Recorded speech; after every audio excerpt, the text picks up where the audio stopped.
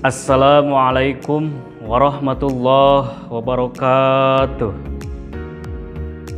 Bismillah, alhamdulillah, wassalatu wassalamu ala rasulillah, la haula wala quwwata illa billah, amma ba'du. Apa kabar anak-anak sekalian? Mudah-mudahan kalian tetap baik-baik saja dan dalam keadaan sehat walafiat. Amin ya Allah ya Rabbal Alamin.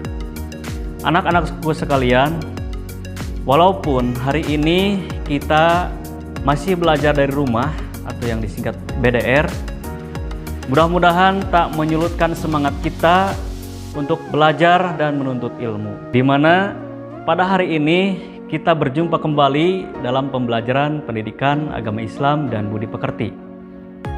Namun sebelumnya Bapak mengingatkan untuk kalian semuanya untuk tetap mematuhi protokol kesehatan dengan selalu menjaga 5M.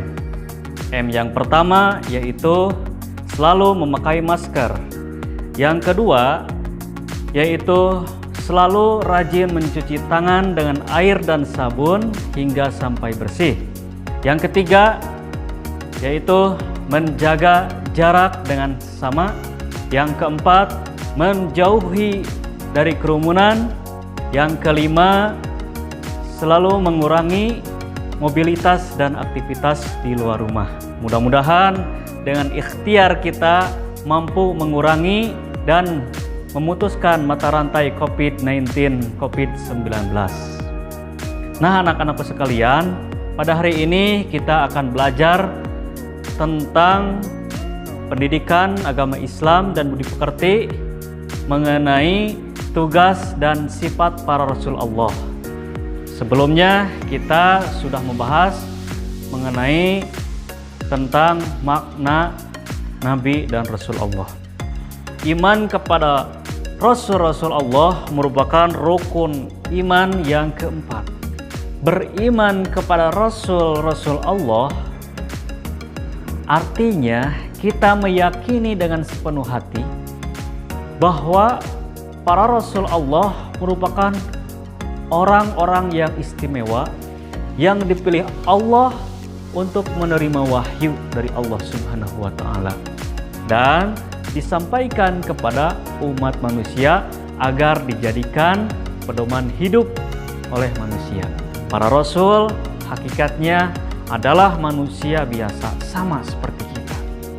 Hanya saja yang membedakan antara Rasul dan kita adalah Rasul diberikan wahyu oleh Allah Subhanahu wa Ta'ala. Itu saja pembeda yang hakiki Rasul dengan kita semuanya. Rasul sebagai utusan Allah memiliki tugas-tugas yang sangat berat. Adapun tugas Nabi dan Rasul ialah sebagai berikut. Yang pertama, memperbaiki dan menyempurnakan akhlak umat manusia. Hal ini sebagaimana diungkapkan dalam hadis, yaitu innama bu'itsu liutammima makarimal akhlak. Yang artinya, kata Nabi, sesungguhnya aku diutus ke dunia hanya untuk menyempurnakan akhlak umat seluruh manusia. Nah, itu adalah tugas daripada Nabi dan Rasul. Yang kedua, yaitu mengajarkan akidah atau ketauhidan. Sebagaimana disampaikan dalam Quran surat Al-Ikhlas.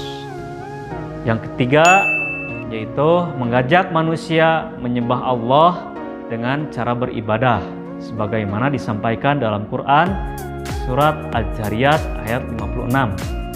Yang keempat, menyampaikan dan menjelaskan syariat agama sebagaimana disampaikan dalam Quran surat Al-Maidah ayat 67.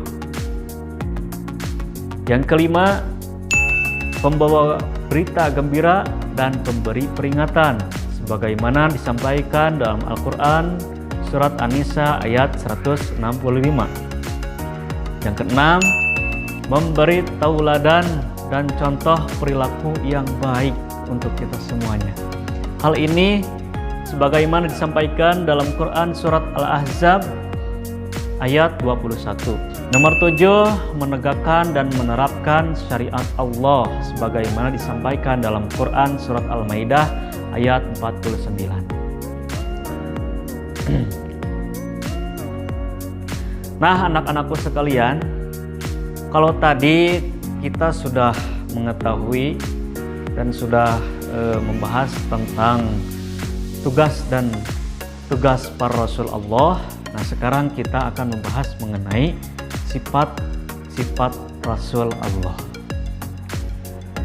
Rasul sebagai utusan Allah tentunya memiliki sifat-sifat yang melekat di dalam dirinya. Sifat-sifat ini sebagai bentuk kebenaran seorang Rasul. Sifat-sifat tersebut adalah ada yang bersifat wajib, ada juga yang bersifat mustahil, dan ada juga yang bersifat jaiz.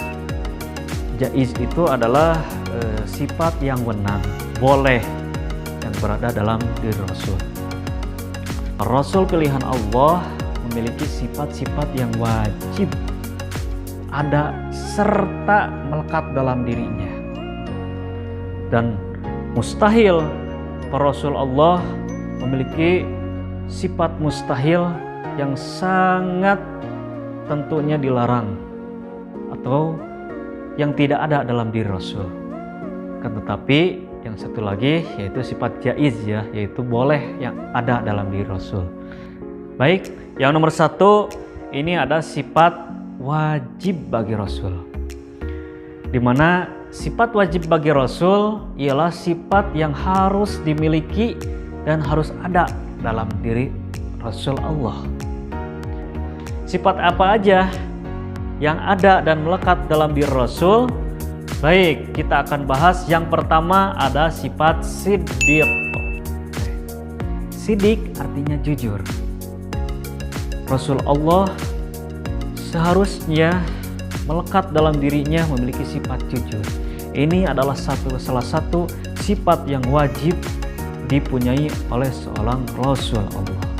Yang kedua adalah sifat amanah.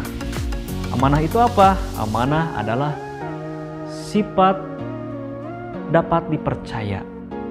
Nah, jadi Rasul wajib dan harus memiliki sifat amanah yang artinya dapat dipercaya. Sehingga ini telah dicontohkan oleh Nabi kita, Nabi Muhammad SAW.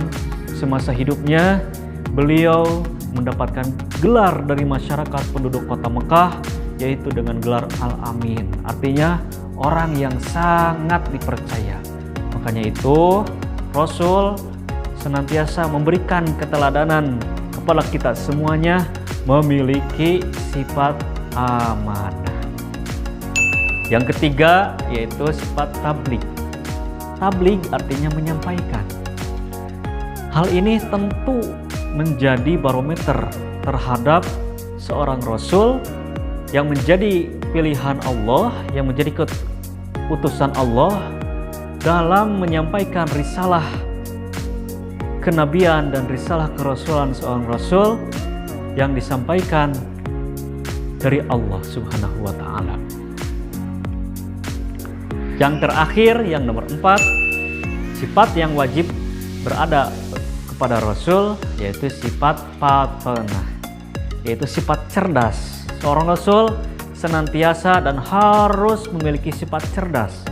Bayangkan oleh kita semuanya jika seandainya ada seorang Rasul tidak cerdas, bagaimana mau merangkul umatnya, apalagi jika Rasulnya sendiri pun tidak cerdas. Nah, maka dari itu seorang Rasul wajib memiliki sifat cerdas atau yang disebut dengan fatonah. Nah, itu anak-anak sekalian adalah sifat wajib bagi Rasul. Nah, selanjutnya kita akan mempelajari tentang sifat-sifat mustahil bagi Rasul. Sifat mustahil bagi Rasul artinya adalah sifat yang sangat tidak mungkin dan tidak pantas berada dalam diri seorang Rasul. Itu adalah sifat mustahil. Apa aja? Yang pertama adalah sifat kidib. Kidib itu artinya dusta. Nah, kidib itu merupakan lawan dari sifat sidik, yang artinya benar. Jadi kidib itu artinya dusta atau bohong. Tidak mungkin seorang Rasul memiliki sifat kidib.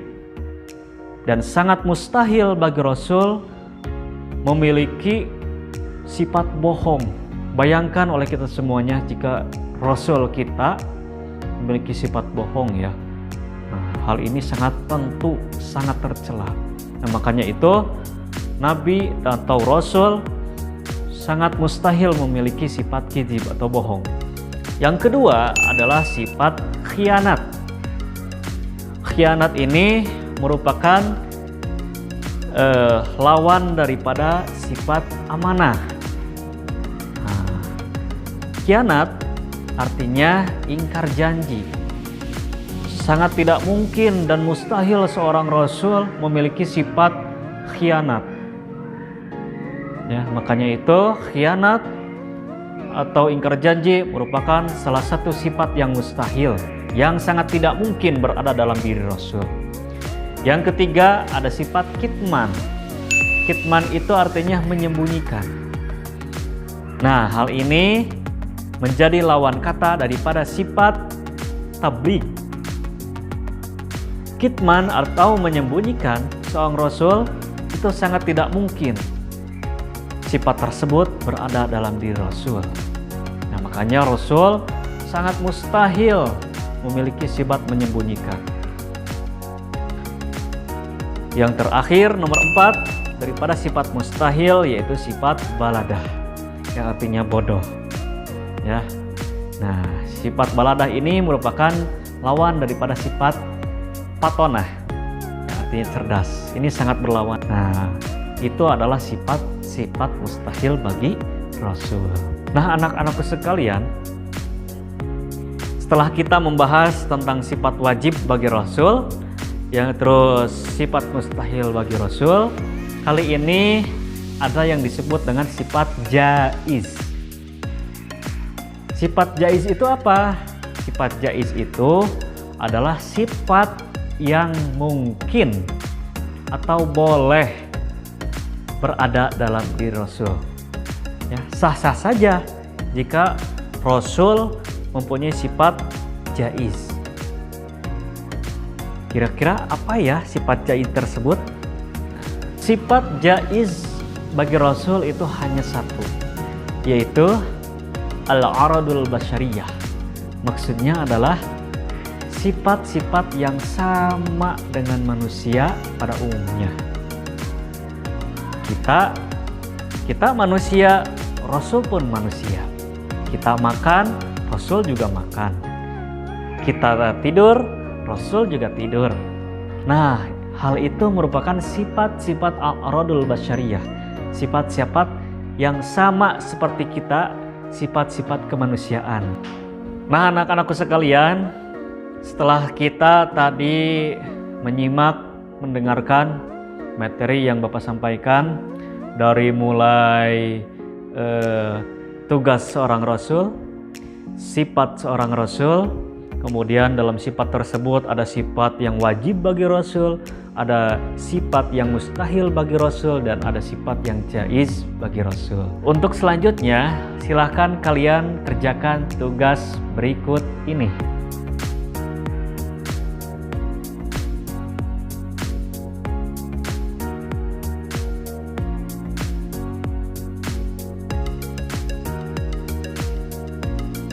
Nah, anak-anak sekalian, setelah kalian mengerjakan tugas tersebut, coba kalian kirimkan hasil tugasnya ke guru agama masing-masing. Nah, anak-anakku sekalian, alhamdulillah pembelajaran dan pembahasan materi ini Bapak cukupkan sekian. Kita insya Allah akan bertemu minggu depan. Dan Bapak harapkan kalian untuk selalu semangat dan rajin belajar dari rumah. Mudah-mudahan ilmu yang kita dapat pada hari ini menjadikan kita manusia yang berbakti kepada Allah, kepada Rasul-Nya. Dan tentunya menjadi anak yang berbakti kepada ibu guru dan orang tua di rumah. Nah, anak-anak, Bapak cukupkan sekian. Jangan lupa kalian kerjakan tugasnya. Wallahul muwaffiq ila aqwamit thoriq. Wassalamualaikum warahmatullahi wabarakatuh.